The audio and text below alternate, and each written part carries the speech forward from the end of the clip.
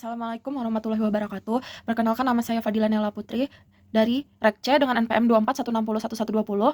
Saya akan menjelaskan jawaban saya yang sudah saya tulis di kertas folio dalam matkul mata kuliah Sosiologi Pembangunan. Jadi soal pertama adalah jelaskan inti teori sistem dunia. Sebutkan nama teoritinya dan sumbernya.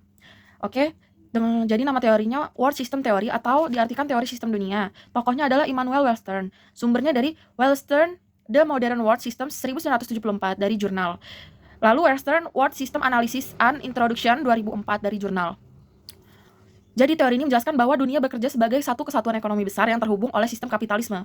Di daerah ini, negara-negara mendapati posisi yang berbeda sesuai kekuatan ekonomi dan politik mereka. Jadi ada yang pertama namanya core, yaitu inti. Negara ini tuh kayak negara maju dengan teknologi tinggi, kontrol besar, atau perdagangan dan kekuatan politik militer yang dominan. Lalu ada semi, periperi, jadi kayak tengah-tengah atau medium, yaitu negara berkembang yang ekonominya sudah tumbuh tetapi masih tergantung pada negara inti. Lalu ada periperi, yaitu pinggiran, negara yang ekonominya jauh lebih lemah, bergantung pada ekspor bahan mentah dan tenaga kerja murah. Western menekankan bahwa hubungan antara kategori negara tersebut tidak seimbang. Negara inti mendapatkan keberuntungan paling besar, sedangkan negara pinggiran menjadi paling besar di pasar tasi. Posisi negara dalam sistem ini bisa berubah mengikuti perkembangan ekonomi, politik global. Oke, soal nomor 2 adalah sebutkan negara inti atau core, medium, dan pinggiran pada periode setelah Rusia runtuh dan jelaskan dengan argumentasi yang kuat menggunakan teori sistem dunia.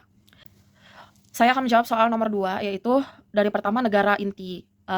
Negara inti itu ada dari Jepang, Jerman, Inggris, Prancis. Ini hanya berbagai contohnya, Australia, Amerika Serikat, Korea Selatan, atau negara Eropa Barat lain. Alasannya adalah ini menurut teori sistem dunia.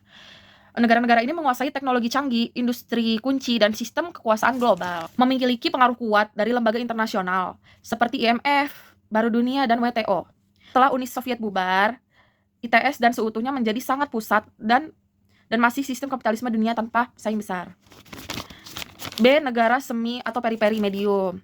Itu adalah negara Cina dari 1990 sampai 2000-an, lalu naik mendekati negara maju atau inti.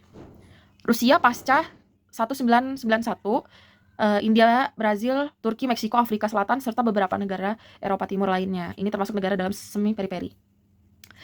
Alasannya adalah negara semi periperi memiliki industri yang tumbuh tetapi masih bergantung pada modal dan teknologi dari negara inti. Lalu Rusia mengalami kemunduran ekonomi setelah bubarnya Uni Soviet sehingga berpindah ke posisi semi periperi.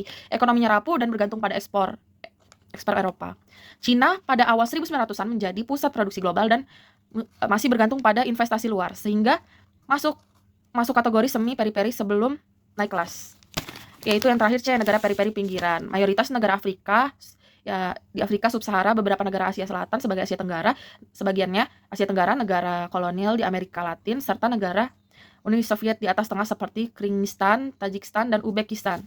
Alasannya yaitu bergantung pada ekspor komoditas dan bahan mentah, teknologi rendah, lalu pada keberuntungan modal asing dan ketidakstabilan politik membuat posisi mereka lemah. Negara usia tengah kehilangan arah ekonomi setelah Uni Soviet runtuh sehingga masuk kategori pinggiran. Sekian penjelasan saya, terima kasih.